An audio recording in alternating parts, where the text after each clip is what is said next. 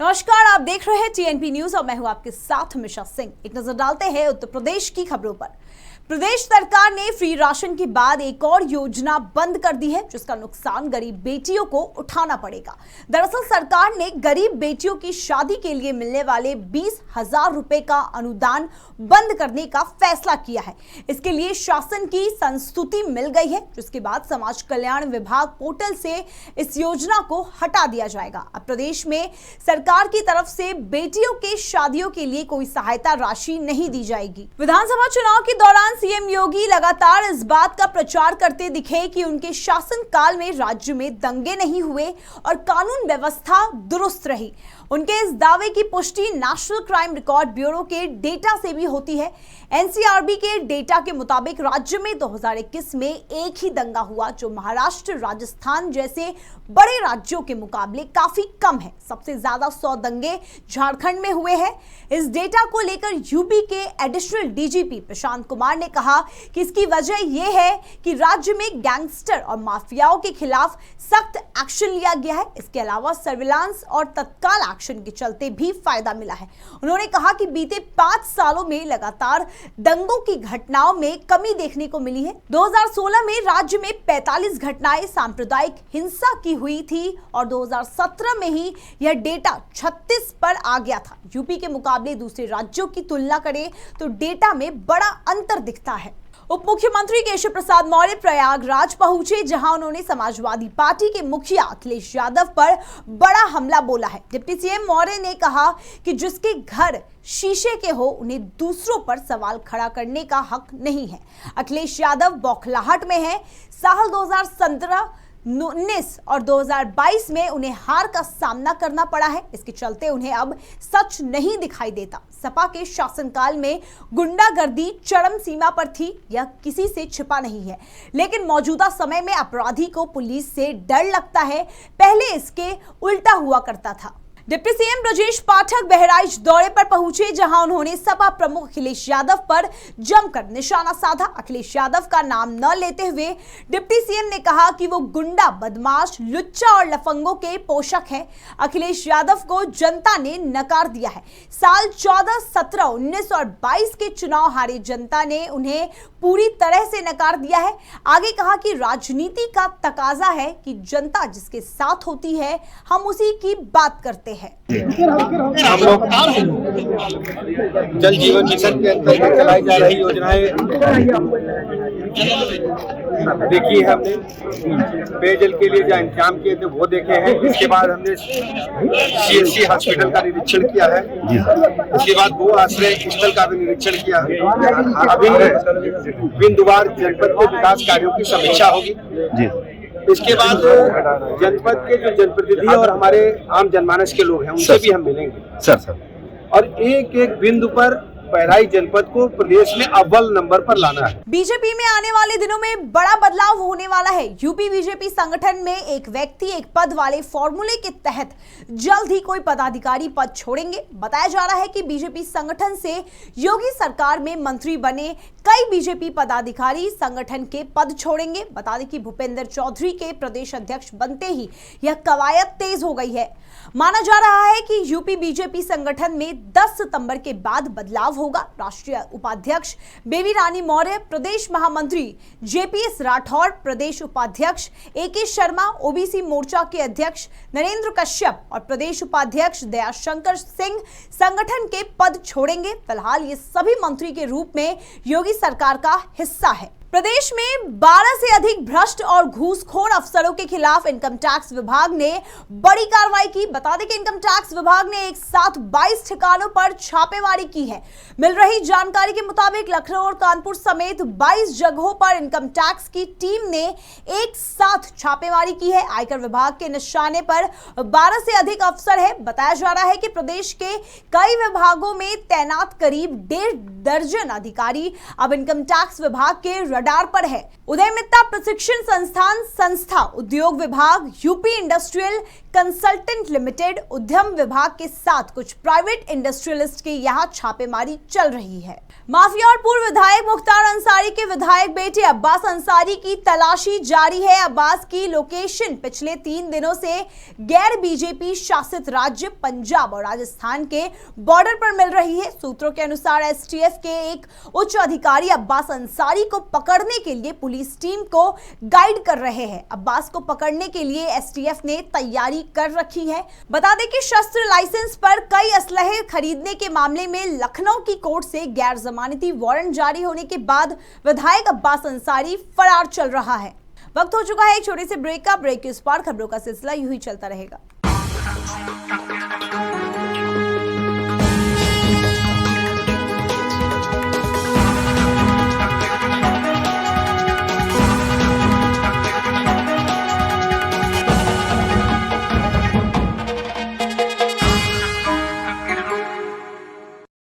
स्वागत है आप सभी का। ब्रेक के बाद नजर डालते हैं आगे की खबरों पर। पीलीभीत में स्मार्ट टैबलेट वितरण कार्यक्रम का आयोजन किया गया। इस दौरान बीजेपी के जिलाध्यक्ष संजीव प्रताप सिंह मुख्य अतिथि के रूप में कार्यक्रम में मौजूद रहे। कार्यक्रम में बरखेड़ा पूरनपुर राजकीय औद्योगिक प्रशिक्षण संस्थान के छात्र छात्राओं को स्मार्ट टैबलेट दिए गए। स्मार्ट टैबलेट का सभी छात्र छात्राएं लंबे समय से इंतजार कर रहे थे, जिसको अब जाकर पूरा किया गया है। कॉलेज के लिए बड़े गौरव का दिन है कि हमारे आईटीआई कॉलेज के बच्चों ने 2 साल का 1 साल का जो कोर्स किया है पूरा, उनको हम लोग टैबलेट वितरण कर रहे हैं। और हमारे उत्तर प्रदेश की सरकार, भारतीय जनता पार्टी की सरकार, इन तमाम होनहार बच्चों को टैबलेट वितरण करने का कार्य कर रही है। मुझे लगता है कि इनके उज्जवल भविष्य के लिए यह टैबलेट बहुत अहम साबित होगा। इस टैबलेट के माध्यम से अपने आगे की पढ़ाई भी उसके द्वारा ही कर सकते हैं। वाराणसी में अखिल भारतीय विद्यार्थी परिषद के काशी महानगर के कार्यकर्ताओं ने सदस्यता अभियान चलाया जा रहा है। जानकारी के मुताबिक बता दें कि यह अभियान 20 अगस्त से 5 सितंबर तक चलाया जाएगा। काशी महानगर अंतर्गत स्थित मदरसा दायरतुल इस्लाह चिरागे उलूम रसूलपुरा परिसर में सदस्यता अभियान चलाया गया, जिसमें आजादी के 75वें अमृत महोत्सव के अवसर पर सैकड़ों मुस्लिम छात्र छात्राओं ने एबीवीपी की सदस्यता ग्रहण की। सदस्यता ग्रहण कार्यक्रम के दौरान भारत माता की जय के नारे लगाए गए। आगे का जो भी फ्यूचर होगा बहुत अच्छा होगा, क्योंकि हमारे बहुत अच्छे शुभम भैया जी हैं, वो आगे बहुत आगे ले जाएंगे इसे, और जो भी छात्र हैं उनकी जो भी नीड्स हैं उन्हें अच्छे फुलफिल कर पाएंगे। अब यही हम उनसे वो रखते हैं प्रार्थना। ये शिक्षा का मंदिर है, नमाज का समय भी हो रहा है। हम बहुत ज़्यादा नहीं बोलेंगे, लेकिन स्वामी विवेकानंद जी ने पूरे विश्व में एक ऐसा शब्द दिया जो आज हम सभी के प्रेरणा स्रोत है। उन्होंने कहा था हेल्दी बॉडी हेल्दी माइंड, यानी स्वस्थ शरीर में ही स्वस्थ दिमाग होता है। हम पढ़ाई जरूर करते हैं, लेकिन देखें खेल के क्षेत्र से बहुत दूर है। क्योंकि हम एक खिलाड़ी हैं और मार्शल आर्ट से मेरा संबंध है। आप पढ़ाई के साथ साथ कोई भी अगर स्पोर्ट्स करते हैं तो आपका माइंड और तेज और रिफ्रेश होगा। या जो आपकी सक्रियता है उस पर अल्लामा इकबाल का एक शेर है, हम अकेले ही चले थे जानिबे मंजिल मगर लोग साथ आते गए और कारवां बनता गया। तो आज आपके साथ इतना बड़ा कारवां है, इतने मुस्लिम छात्र छात्राएं। एबीपी एक ऐसा संगठन है जिससे हर कोई जुड़ना चाहता है, क्योंकि छात्र और छात्राओं के लिए इसमें ना किसी का पार्टी का रोल है, ना किसी सदस्य का रोल है, ये सबके भले के लिए है। देखिए, अखिल भारतीय विद्यार्थी परिषद सर्वे भवन्तु सुखिनः सर्वे भवन्तु निरामया की बात करती है। अखिल भारतीय विद्यार्थी परिषद, हमें गर्व है कि हम अखिल भारतीय विद्यार्थी परिषद से जुड़े हैं और विश्व का सबसे बड़ा छात्र संगठन है।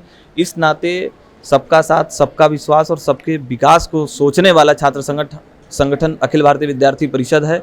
और अपने अखिल भारतीय विद्यार्थी परिषद का सदस्यता अभियान 20 अगस्त से 5 सितंबर तक चलने वाले हैं इंटर कॉलेज में। इसी के निमित्त आज हमारा यहाँ मदरसे में आना हुआ है और मदरसे में छात्र और छात्राएं यहाँ पर काफ़ी संख्या में अमन जी के साथ सदस्यता लेने वाले हैं। सोनभद्र की 80 पंचायतों में ग्राम समाधान दिवस का आयोजन किया गया। इस दौरान जिले के अधिकारियों ने गांव के लोगों की समस्या सुनी, साथ ही उसका समाधान निकाला। अधिकारियों ने समस्या के निस्तारण के साथ साथ गांव वालों को आयोजन किए गए कार्यक्रम के लाभ के बारे में भी बताया। इसके साथ ही सदर ब्लॉक के बेठी गांव में डीएम चंद्र विजय सिंह ने चौपाल लगाकर ग्रामीणों की समस्या सुनी और अधिकारियों को चिताया कि आगे से गांव के लोगों को किसी भी तरह की कोई परेशानी नहीं होनी चाहिए। जो गांव की समस्याएं हैं उनका गांव लेवल पर निस्तारण हो सके।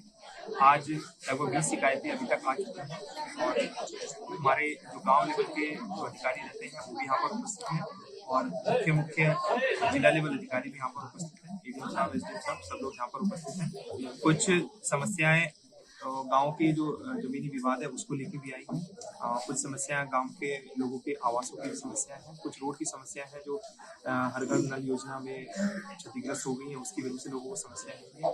ये सारी समस्याएं हैं, इनको एक रजिस्टर पे अंकित किया गया है, उनको एक क्रमांक दिया गया है तहसील दिवस की तर्ज पर, ताकि इन समस्याओं को फॉलो अप करके हम सारी समस्याओं का निस्तारण कर सकें। रायबरेली में शरारती तत्वों ने माहौल बिगाड़ने की कोशिश की है। मामूली विवाद में दो अलग अलग समुदाय के बीच हुई झड़प को सांप्रदायिक रंग देने का प्रयास किया गया है।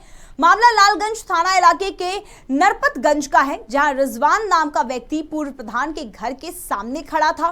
उसी दौरान उसके मोबाइल पर रॉन्ग नंबर से कॉल आ गया। रिजवान फोन पर ही कॉल करने वालों को भद्दी भद्दी गालियां देने लगा। राजकुमार ने घर में महिलाएं होने का हवाला देते हुए रिजवान को गाली देने से रोका और इसी बात को लेकर दोनों समुदाय के लोगों में झगड़ा हो गया। इतना ही नहीं, बात इतनी बढ़ गई कि दोनों के समर्थक लाठी डंडे लेकर एक दूसरे के आमने सामने आ गए और लाठी डंडे चलाने लगे, जिस वजह से दोनों पक्ष के लोग बुरी तरह घायल हो गए।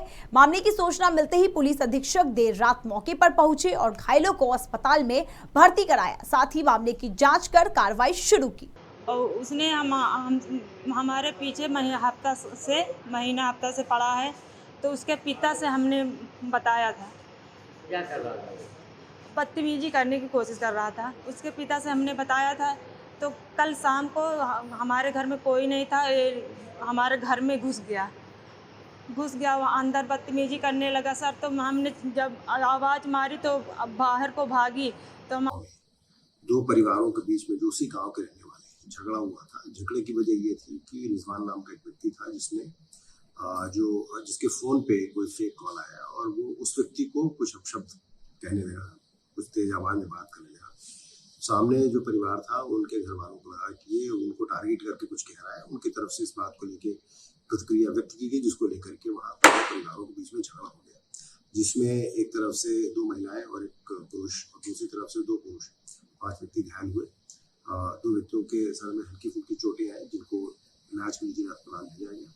पीलीभीत में दबंगों की दबंगई का मामला सामने आया है। दरअसल सदर कोतवाली इलाके के खकरा मोहल्ले में दबंगों ने युवकों को बच्चा चोरी की अफवाह में जमकर पीटा। इतना ही नहीं, युवकों को लहूलुहान करके दबंग बीच सड़क पर उन्हें छोड़कर फरार हो गए। मामले की जानकारी मिलते ही घायलों के परिजन मौके पर पहुंचे और घायलों को अस्पताल में भर्ती कराया। साथ ही थाने में जाकर परिजनों ने दबंगों के खिलाफ शिकायत दर्ज करवाई। साथ ही परिजनों ने आरोप लगाया कि पुरानी रंजिश के चलते युवकों के साथ मारपीट की गई है। ये हुआ था कि मैं सो रही थी और मेरे बच्चों को सारे मोहल्ले वालों ने बहुत बुरी तरीके से मारा है। मेरे बच्चे की मारा, क्या वजह थी? भाई ये चोर चोर कह के कि वही बच्चे पकड़ने वाले आ गए हैं और इन लोगों ने कोई रंजिश निकाल के बहुत मारा मेरे बच्चे को। मेरे बच्चे की रॉड भी। क्या रंजिश थी? कोई रंजिश थी या नहीं सर, मेरे बच्चे की कोई रंजिश नहीं, मतलब मोहल्ले की होगी, कोई भी हो। इन लोगों ने कुंदक में इतना मारा, इतना। बच्चा चोरी की अब्बा उड़ाई थी? जी अब्बा उड़ाई थी, बच्चा चोरी की। चोर चोर चोर सबके दरवाजे बजा दिए इन लोगों ने और सर उसकी रॉड भी हिल गई है मेरे बच्चे की। और मेरा बच्चा बहुत उससे हुआ है, 3 बेटियों के बाद तो हुआ है मेरा बेटा।